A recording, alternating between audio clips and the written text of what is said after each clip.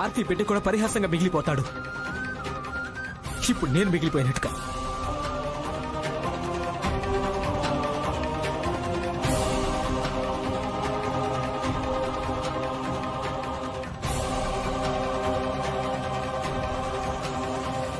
అందుకే ఎక్కడి నుంచైనా ఏదైనా వార్త తెలిసినప్పుడు నాలాగే ఇంకో బిడ్డ పుట్టబోతున్నాడని నేను అక్కడికి వెళ్ళి చెప్తాను. తన తల్లికి ఏం చెప్తానంటే, ఎంత కష్టమైతే మీకు ఈ బిడ్డను చంపడంలో కలుగుతుందో అంతకంటే ఎక్కువ కష్టం ఆ బిడ్డకు బతకడంలో కలుగుతుందని నాకు కలుగుతున్నట్టుగా.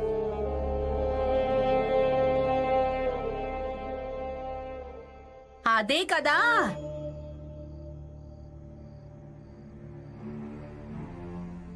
కదా నేను చెప్తున్నాను. కానీ ఒక్కరైనా అర్థం చేసుకుంటేనే కదా.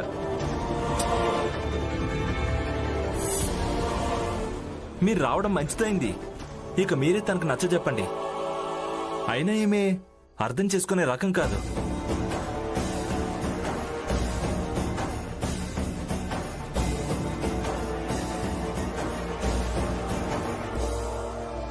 ఎవరికి నచ్చ చెప్పాల్సిన అవసరం లేదు.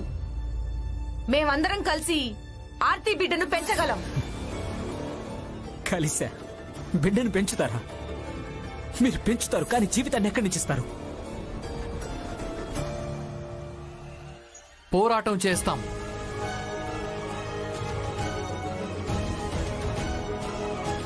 ఆర్తి గారి బిడ్డ బతకడం కోసం పోరాటం చేస్తాం. సరిగ్గా ఎలా అంటే మా చిన్న జాతి వాళ్ళు బతకడం కోసం పోరాటం చేసినట్లుగా. జాత? మేము అసలు ఏ జాతికి చెందిన వాళ్ళం కాదు. ఇక పెద్ద జాతి ఏంటి, చిన్న జాతి ఏంటి? మీ దగ్గరంటే పేరుంది, పేరుతో పాటు పోరాటం చేయడానికి నేల కూడా ఉంది. కానీ మా పేరే అక్రమ సంతానం.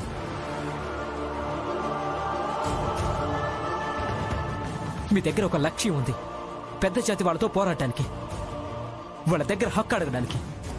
కానీ మేమెవరితో పోరాడాలి? ఎవరిని హక్కు అడగాలి? మీ అందరికీ ఒక గుర్తింపు ఉంది, కేవలం దాన్ని పొందడమే మిగిలింది. కానీ మాకు అసలు ఎలాంటి గుర్తింపు లేదు. మేము ఒకటే పోరాటం చేస్తున్నాం, మాకు పుట్టడానికి హక్కు ఉందా లేదా అని.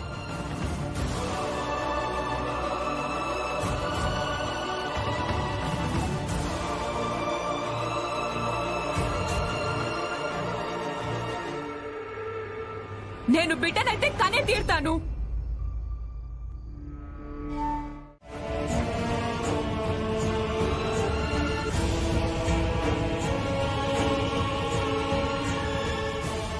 భీమ్రావ్, రమాబాయి, అక్క, అలాగే మీరందరూ మనమంతా ఈ పోరాటంలో ఓడిపోలేదు. కేవలం పూర్తిగా గెలవలేకపోయావంతే. ఒకవేళ మీరందరూ లేకపోయి ఉంటే అప్పుడు బహుశా నా బిడ్డ కడుపులోనే చనిపోయేవాళ్ళు.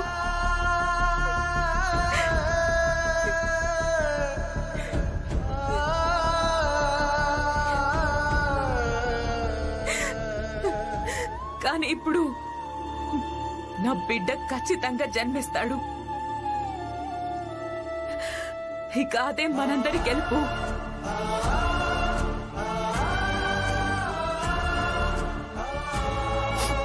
అలాగే ఈ గెలుపు కోసం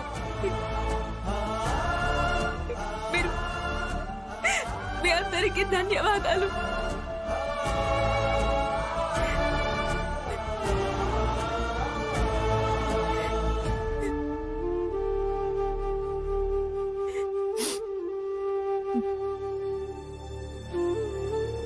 ఇల్లు వాడికి అమ్మమ్మ గారి ఇల్లు అవుతుంది.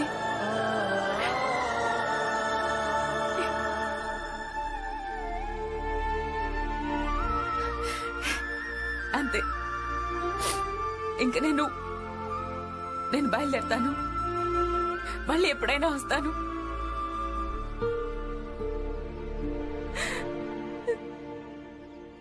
ఇక నేను ఎవరు ఆపినా ఆగలేను.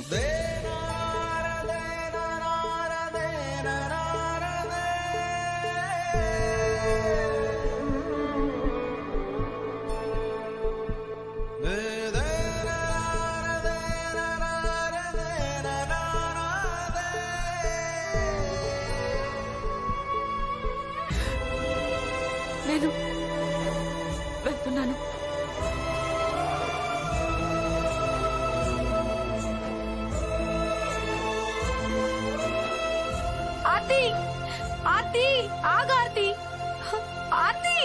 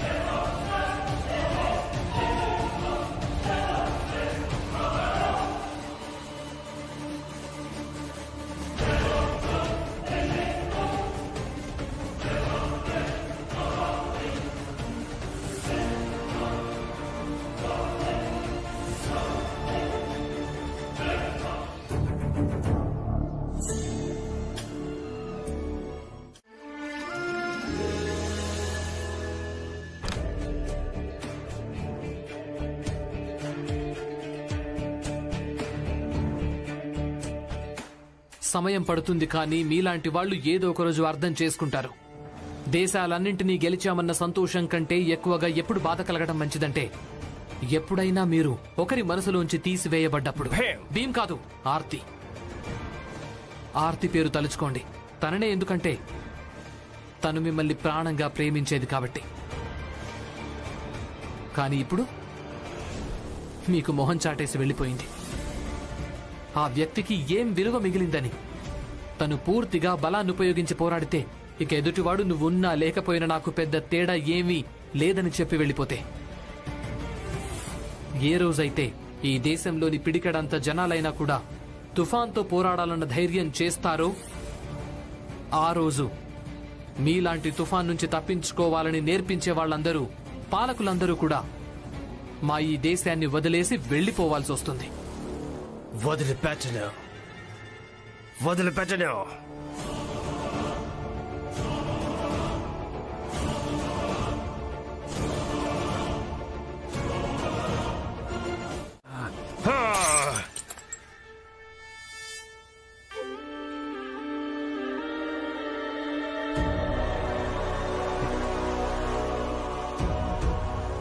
మీరా వెళ్ళిపోండి, మీరందరూ వెళ్ళిపోండి. నాకు ఒంటరిగా ఉండాలనుంది. చూడండి,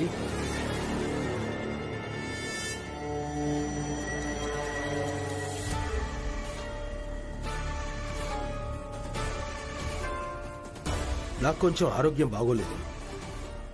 ఇప్పుడు నయమైంది, అందుకే మీ దగ్గరికి వచ్చాను. అంటే ఏదో పెద్ద కారణమే ఉంటుంది కదా.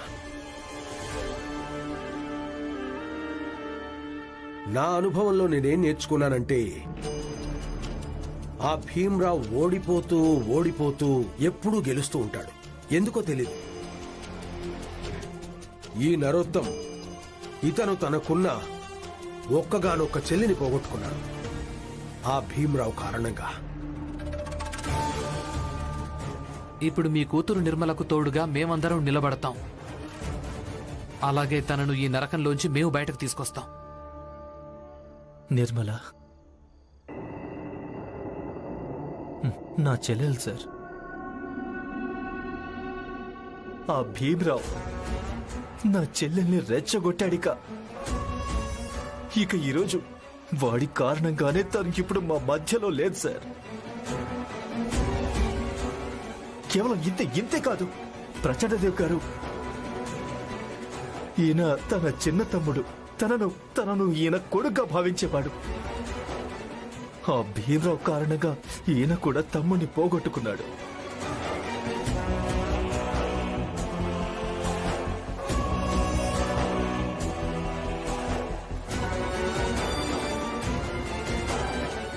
వాడు చిన్న జాతి వాడన్నది మర్చిపోవద్దు. ఆ భీమ్రావు కారణంగా మేము చాలా పోగొట్టుకున్నాం సార్. నేను కూడా పోగొట్టుకున్నాను భీమ్రావ్ కారణంగా. ఆంగ్లేయ ఆఫీసర్ని అయ్యింది కూడా నేను స్టేషన్లో రాత్రంతా ఉండాల్సి వచ్చింది. అంతేకాదు వాడు నన్ను అనరాని మాటలు అన్నాడు. ఆయన నేనేమి చేయలేకపోయాను. అంతేకాదు నా ప్రమోషన్ కూడా ఆగిపోయింది. అందుకే కదా సాహెబ్ గారు సమస్యకు ఒక పరిష్కారాన్ని వెతకాలి, కానీ శాంతంగా. దీనికేమైంది? నీళ్ళెందుకు రావడం లేదు? అరే దీనికి ఏమైంది?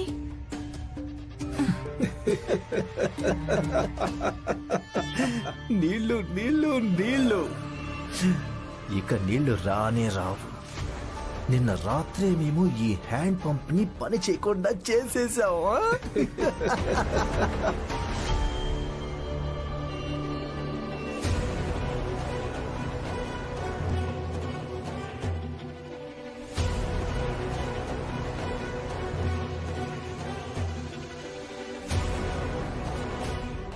పద, నరోత్తం గారికి అలాగే ప్రచండ దేవ్ గారికి విషయం చెప్దాం. త్వరగా వెళ్ళి చెప్పాలి.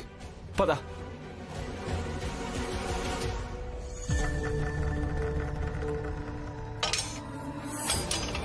చూస్తుంటే డేవిడ్ వేసిన ఎత్తు సఫలమైందనిపిస్తుంది. పదండి వెళ్ళిపోదాం. పదండి. అసలు దీనికి ఏమైంది?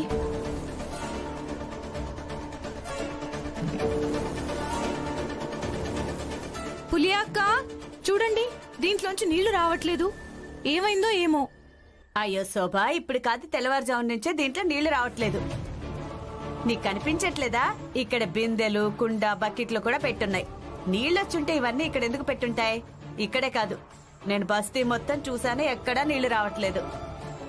అవును, పులియా చెప్పింది నిజమే. నేను పొద్దుట్నుంచి 2-3 సార్లు తిరిగి చూసొచ్చాను. నీళ్లు ఎక్కడా రావటం లేదు. ఏంటి పులియా, నువ్వు బయటికెళ్ళి కూడా ఖాళీ బిందుతోనే తిరిగి వచ్చావా?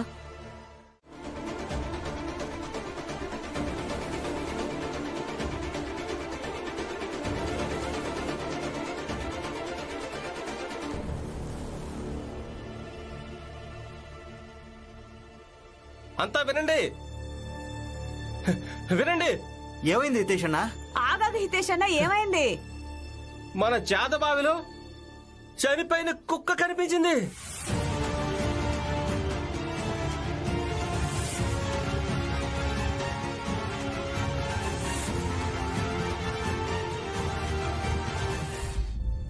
హితేష్ బాబాయ్ ఏమైంది? కనిపించట్లేదా? పొద్దున్నుంచి ఇందులో నీళ్లు రావడం లేదు. నగరపాలక సంస్థ దీన్ని బాగు చేయించట్లేదు. ఇక ఈ పులియా బావి దగ్గర నీళ్లు తేవడానికి వెళ్ళింది. అందులో చనిపోయిన కుక్క కనిపించింది. ఇక నీళ్ళు ఎలా తీసుకొస్తుంది? అదే విషయం చెప్తోంది. అయితే దగ్గరలోనే పెద్ద జాతి వాళ్ళ బాగుంది కదా, అందరం అక్కడికే వెళదాం. కొంచెం దూరంగా నిలబడదాం, ఎవరో ఒకళ్ళు నీళ్లు పోస్తారు కదా. లేదు దలియమ్మ, మీరలా ఏమాత్రం చేయకండి. ఎందుకంటే వాళ్ళందరికీ తెలిసిందంటే మన చేదబావి కలుషితమైంది, అందుకే మనం వాళ్ళ సహాయం కోరడానికి వెళ్ళామని. అప్పుడు వాళ్ళలో ఒక్కరు కూడా సహాయం చేయరు. చూడండి, ఇతనికి అన్ని బాగా తెలుసు. ఎప్పుడు ఎక్కడ ఏం జరుగుతుందో.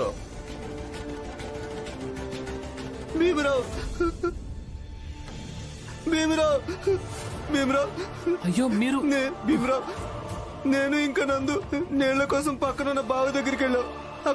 అక్కడున్న పెద్ద జాతి వాళ్ళు మమ్మల్ని బాగా కొట్టారు.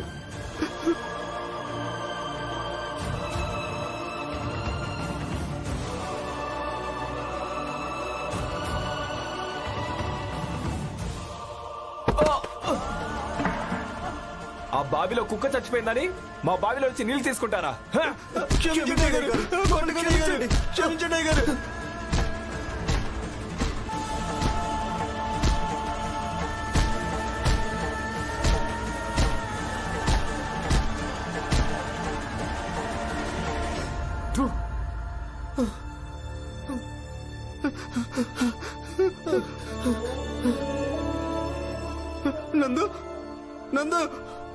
నందు స్పృహ తప్పి పడిపోయాడు.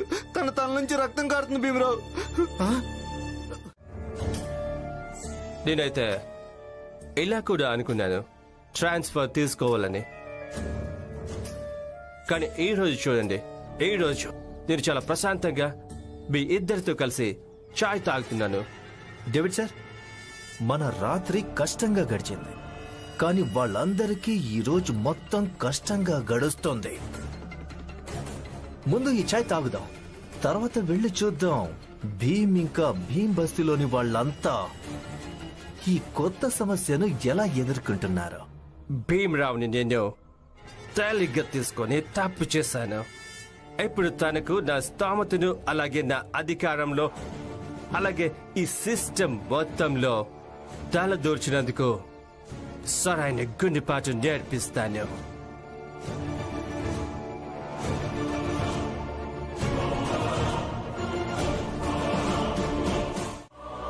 చట్ట ప్రకారం అపరాధమా? అసలు మీరేమంటున్నారు? అది చట్టం భాష.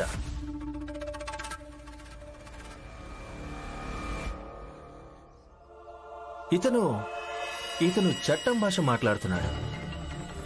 మీరు ఒక పని చేయండి, మీరు వెళ్ళండి, వీళ్ళకు నేను చెప్తాను. వెళ్ళండి.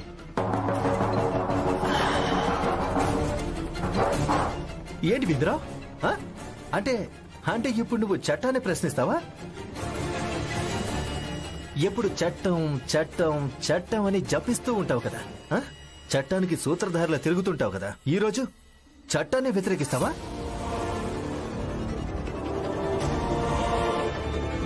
హితేష్, చెప్పండి బాబు గారు. ఇప్పుడు ఏ వ్యక్తి ఇక్కడికి వచ్చాడో తను ఒక్క మంచి పని చేశాడు. ఇక్కడికొచ్చి అందరికీ చట్టం గురించి చెప్పాడు. ఇక భీమరావుకి కొద్ది గొప్ప చట్టం గురించి అవగాహన ఉండే ఉంటుంది. ఇక నీకు చట్టం గురించి అవగాహన ఉందంటే నువ్వు చట్టాన్ని అతిక్రమించలేవు, అలాగే ఇంకొకరిని కూడా నేనిది మొదటిసారి వింటున్నాను. బొంబాయిలో ఇలాంటి ఒక ప్రభుత్వం ఆదేశం ఉందని, ఒక ప్రాంతంలోని వాళ్ళు వేరే ప్రాంతంలోని బావిలోంచి నీళ్లు తీసుకోకూడదని. ఆ డేవిడ్ గారు జల విభాగంలోనే పనిచేస్తున్నారు. ఇదంతా ఆయనే కావాలని చేయించుంటారు, ఎందుకంటే మేమంతా ఇబ్బంది పడాలని. ఇప్పుడు ఇక ముందేం చేయాలో నాకేమీ అర్థం కావటం లేదు.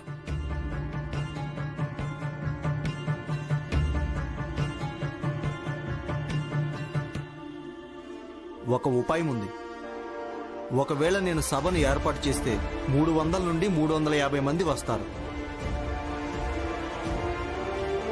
వాళ్ళని తీసుకుని మహానగర పాలక సంస్థ కార్యాలయం ముందు ఆందోళన చేస్తే బహుశా ఏదైనా పరిష్కారం దొరకచ్చు. అయితే ప్లీజ్ ఇది చెయ్యండి సార్. డామ్నే గారు,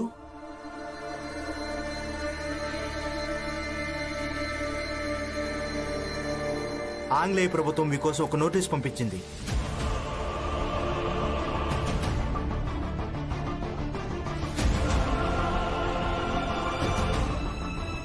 మీరు ఇప్పుడే ఈ క్షణమే బొంబాయి వదిలేసి వెళ్ళిపోవాల్సి ఉంటుంది, లేదంటే మిమ్మల్ని తీసుకెళ్లాల్సి ఉంటుంది.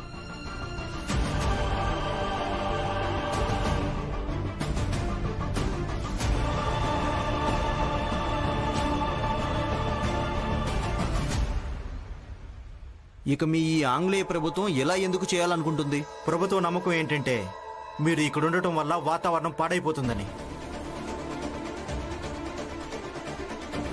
అలాగే కొందరు ఉగ్రవాదులు ఇక్కడ శాంతికి భంగం కలిగిస్తారని. సరే పదండి, ఎక్కడ ఉంచుతారు? నేను మీతో రావడానికి సిద్ధంగా ఉన్నాను. వద్దు దామ్నే గారు, మీరు ఈయన వెంట వెళ్ళటం సరైంది కాదు. మీరు మా సంఘంలోని వ్యక్తులతో పాటు, మా జాతి వ్యక్తులతో పాటు బయట ఉండడం చాలా అవసరం అవుతుంది. మీరు పనిచేయండి, మీరు పూణేకు వెళ్ళిపోండి. ఇక్కడేమున్నా అది నేను చూసుకుంటాను. భీమరావు, అలా అయితే ఈ పోరాటం ఇంకా కష్టమవుతుంది. నీరు దినచర్యలో ఒక భాగం, జీవితం. అది లేకుండా ఎలా ఉంటారు? నేనేదో ఒకటి చేసుకుంటాను. ఇక మీరు పూణేకు వెళ్ళిపోండి. అయినా ఒకవేళ అంతగా అవసరమైతే పూణేకొచ్చి మిమ్మల్ని సహాయం కోరుతాను. పదండి దామ్నే గారు, మిమ్మల్ని పూణే ట్రైన్లో కూర్చోబెడతాను. పదండి.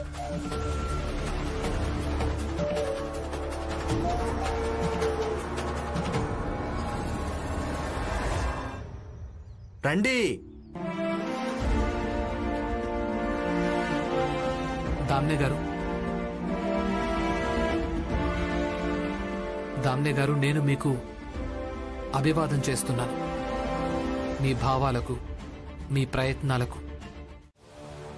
ఏయ్, నీ పిచ్చి ఒకడు ఆపై.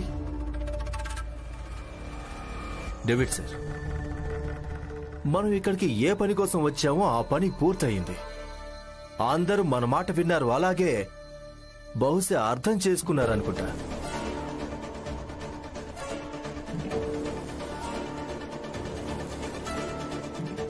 ఇక వెళ్దాం పదండి.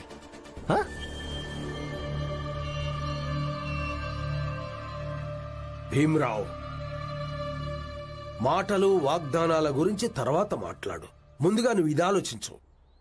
నీటి సమస్యకు ఏం పరిష్కారం వెతకాలో, ఇక ఆ సమస్యకు పరిష్కారం ఏంటో అది ఈ కాగితంలో రాసుంది. ఇక దానికి ఏం చెయ్యాలో ఈ ఇంట్లో వాళ్ళు నీకు చెప్తారు. దాన్ని చదువుకో. ఇక ఆ తర్వాత మాటలు ప్రమాణాల గురించి మాట్లాడదువు గాని, అర్థమైందా?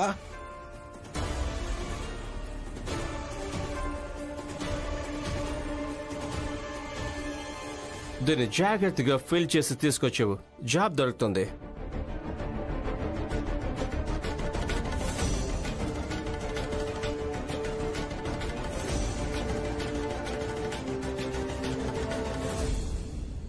నరోత్తమ్ జోషి గారు, వెళ్ళండి. యోధుడు ఒకవేళ ప్రతిదానికి భయపడి ఆగిపోతే ఇక తనెలా పోరాడతాడు? కానీ ఇప్పుడు తమరి ఈ యోధుడి కారణంగానే ఈ రోజు ఇక్కడ ఎవ్వరి ఇంట్లోనూ వంట వండలేదు, అలాగే అంట్లు కూడా తోవలేదు. కనీసం చాయ్ అయినా తాగుదాం. అయినా మీకు తెలుసు కదా, తమరి ఈ భీమున్నాడే ఆ డేవిడ్తో గొడవ పెట్టుకున్నాడు. ఇక డేవిడ్ జల విభాగంలో అధికారి. ఇక ఇప్పుడు అదే డేవిడ్ మనందరినీ ఓడించడం కోసం తన శక్తి మొత్తాన్ని ఉపయోగించి తీరుతాడు. జీజాబాయ్, కానీ దీనికి అర్థం ఇప్పుడు భీమా డేవిడ్ ముందు తలొగ్గాలని కాదు. అత్తయ్య, ఇక్కడ ఒకరి ముందు తలొగ్గాలన్న సమస్య ఏం లేదు. మీరు ఈ ఉద్యోగం చేయడానికి వీల్లేదు, ఎవరేమన్నా సరే. ఇంకొక సమస్య, మీ భార్యాభర్తలు ఇద్దరూ కలిసి ఇంట్లో సమస్యల్ని సృష్టిస్తూ ఉంటారు కదా. అత్తయ్య, మీరేమైనా అనుకుంటే పర్లేదు, ఈయన మాత్రం ఆ ఉద్యోగం చెయ్యరు.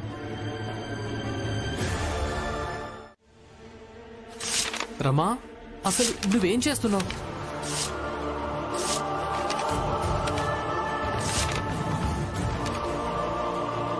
మన ఆత్మాభిమానాన్ని కాలి చెప్పు కింద తేవాలనుకునే వాళ్ళు చాలా మంది ఉన్నారు.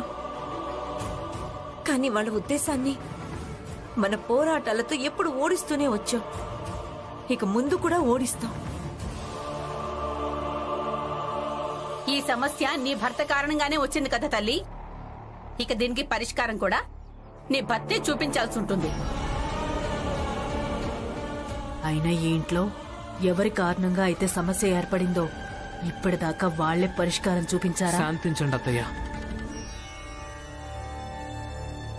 గొడవ పడితే ఏం లభిస్తుంది? జీజాబాయికి జవాబైనా లభిస్తుంది కదా.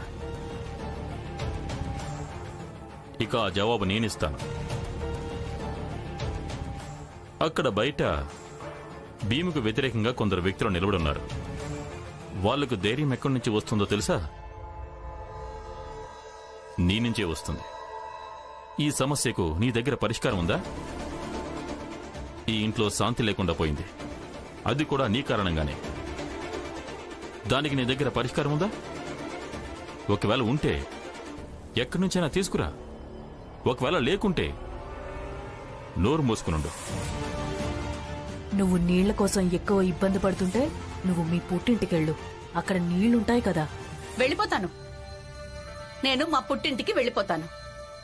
కానీ మీరిలా మాత్రం అనుకోకండి నేను పుట్టింట్లోనే ఉండిపోతాను అని, ఇక మీ అందరినీ ఊరికే వదిలేస్తాను అని. ఈ నీటి సమస్య తీరిపోగానే నేను మళ్ళీ తిరిగి వచ్చేస్తాను. నా కారణంగానే ఇంట్లో శాంతి లేకుండా పోయింది కదా. ఇక నేను బ్రతికున్నంత వరకు ఈ ఇల్లు ఇలాగే అశాంతిగా ఉంటుంది.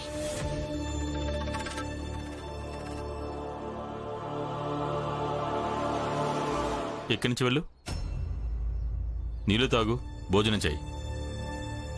ఏం చేస్తావో చేసుకో, నాకు పెద్దగా తేడా ఏముండదు. నేను ఏం చెయ్యాలో ఏం చేయకూడదో మీరు నాకేమీ నేర్పించక్కర్లేదు.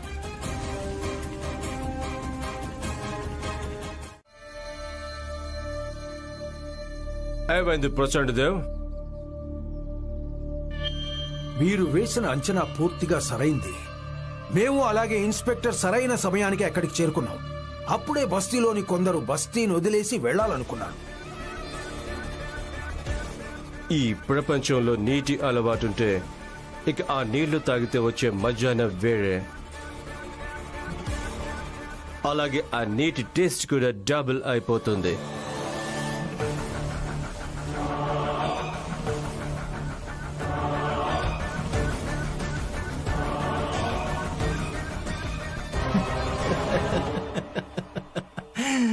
అది నిజమే ప్రచండదేవి గారు. డేవిడ్ సార్, ఈ రోజు నాకు విషయం గుర్తొచ్చింది. నాకు తరగతిలో మా గురువు గారు ఏం చెప్పేవాళ్ళంటే ఈ బ్రహ్మాండం, యూనివర్స్ నిప్పు ఇంకా నీటితో తయారైందని. కానీ మాకు ఎప్పుడు అర్థం కాలేదు. అయిందా? లేదు జోషి గారు, మాకు కూడా ఎప్పుడు అర్థం కాలేదు. కానీ ఇప్పుడు నాకు అర్థమైంది మా గురువు గారు చెప్పింది పూర్తిగా నిజమేనని. ఇదిగో ఈ గొప్ప వ్యక్తి మన మధ్యలోనే ఉన్నాడు కదా, పూజ్యులైన ప్రచండదేవ్ గారు. ఈయనే నాకు చెప్పాడు నిప్పుని ఎందుకు కనిపెట్టారు. ఎందుకు కనిపెట్టారు తెలుసా? ఎందుకంటే చిన్న జాతి బస్తీకి నిప్పు పెట్టి వాళ్ళను కాల్చి బూడిద చేయడానికి.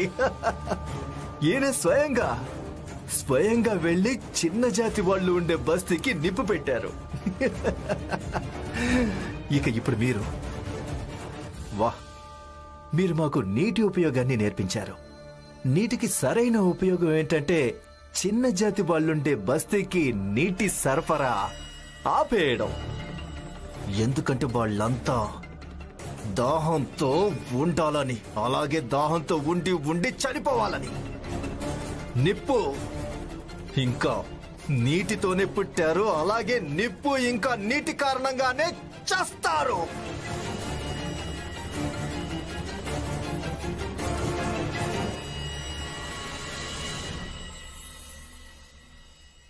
ఇప్పుడు ఇది ఆరంభమే నరతం. ప్రచండదేవ్ గారు తన పనిని పూర్తి చేశారు. మీరు, నేను, అలాగే ఇన్స్పెక్టర్ చాలా పనులు చేయాలి. నిశ్చింతంగా ఉండండి డేవిడ్ సార్. ఆ చిన్న జాతి భీమ్రావుకు వాడి స్తోమతేంటో చూపించడం కోసం ఏం చేయాల్సి వచ్చినా కూడా ఈ నరోత్తం జోషి చేస్తాడు.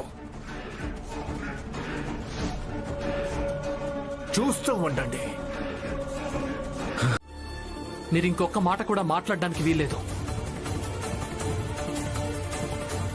కావాలంటే మా ఈ పోరాటం వెళ్లి ఒక సామూహిక చావులతో అంతమైనా సరే, కానీ ఈ పోరాటం మాత్రం అబద్ధం కాదు, అర్థం లేనిది కూడా కాదు.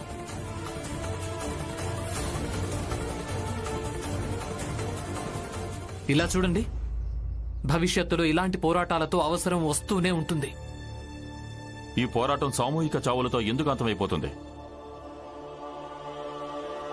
వీళ్ళందరిలో ఎవరూ లేరు. కేవలం మీ అత్తయ్య ఉంది. తనే చూసింది. నువ్వు పుట్టినప్పుడు వర్షం ఆగిపోయింది, ఆకాశం నిర్మలంగా మారింది.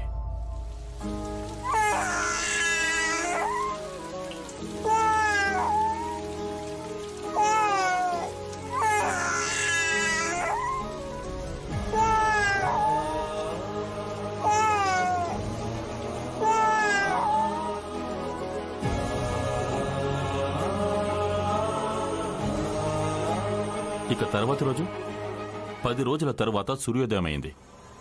అది కూడా ఎక్కువగా మెరిసిపోతూ.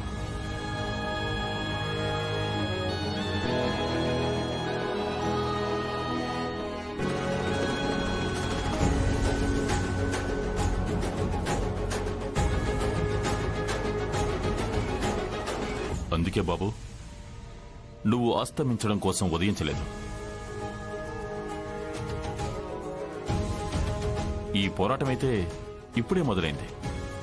మున్ముందు ఈ పోరాటం ఇంకా కష్టమైపోతుంది. అయినా నువ్వు ఓడిపోకూడదు. పోరాడాలి, సంఘర్షణను అనుభవించాలి, గెలవాలి.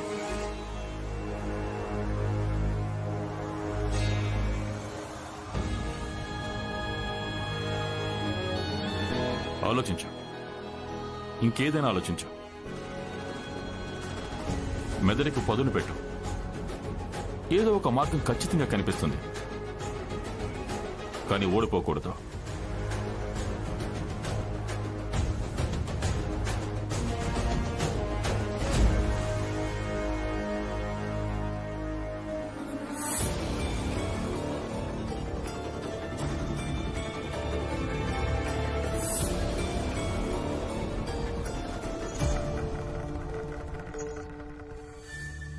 రామ్జీ, ఇప్పుడు నీ కొడుకు భీమరావు ఏం ఆలోచిస్తాడో, ఏం ఆలోచించడో, దాంతో ఇప్పుడు నీ కొడుకు ఆనంద్ అలాగే నీ కోడలు లక్ష్మికే పెద్ద తేడా ఉండనప్పుడు ఇక మాకేం పెద్ద తేడా ఉంటుంది?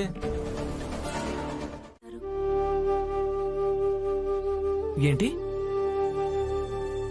నాకేం అర్థం కాలేదు. ఒక వ్యక్తి తన వర్తమానంలో ఎలా ఉన్నాడో తన మీద ఎంతో మంది ప్రభావం పడుతూ ఉంటుంది. అంబేద్కర్ గురువు గారు ఏం చెప్తారో, మావయ్య ఏం చెప్తారో, లాయర్ గారు, కేలీష్కర్ గురువు గారు, అలాగే మీ స్కూలు గంట కొట్టే బాబాయి, మీ మీద అందరి మాటల ప్రభావం ఉంది. అలాగే అందరూ చెప్పిన ఆ మాటలు మీకెక్కడో ఒక చోట పనికొస్తూ ఉంటాయి. అవునా? నువ్వు చెప్పింది నిజమే రమా. అందుకే నేను ఒక మాట ఎప్పుడూ చెప్తూ ఉంటాను. వ్యక్తి కంటే ఎక్కువగా ఆ వ్యక్తికుండే భావాలే గొప్ప అవుతాయని. ఎందుకంటే వ్యక్తి ఎల్లప్పుడూ తోడుగా ఉండలేడు, కానీ భావాలు మాత్రం ఎప్పుడూ తోడుగా ఉంటాయి. ఇప్పుడు చూడు, లాయర్ గారు బొంబాయిలో లేరు, వేరే ఊరెళ్లారు. అయినప్పటికీ పరిస్థితుల్లోంచి బయటపడ్డానికి ఆయనకు ఎలాంటి భావాలైతే ఉన్నాయో అవి ఈరోజు నాకు బాగా పనికొస్తున్నాయి. ఇంకొక మాట అడగనా? అడుగు. అదేంటంటే, ఇంతమంది ఆలోచనలు తీసుకుంటారు కదా, మరి మీ ప్రతి సాఫల్యంలో భాగస్వాములు వాళ్ళంతా అవుతారుగా. మీకెప్పుడు అనిపించలేదా వాళ్ళందర్నీ కలిస్తే మంచిదని? అంటే మీరు మీ గురువుగారిని కలిసి ఎన్ని రోజులైందో, అలాగే మీ స్కూల్ గంట కొట్టే బాబాయి, ఏమో మరోసారి వాళ్ళని కలుస్తామో లేదో.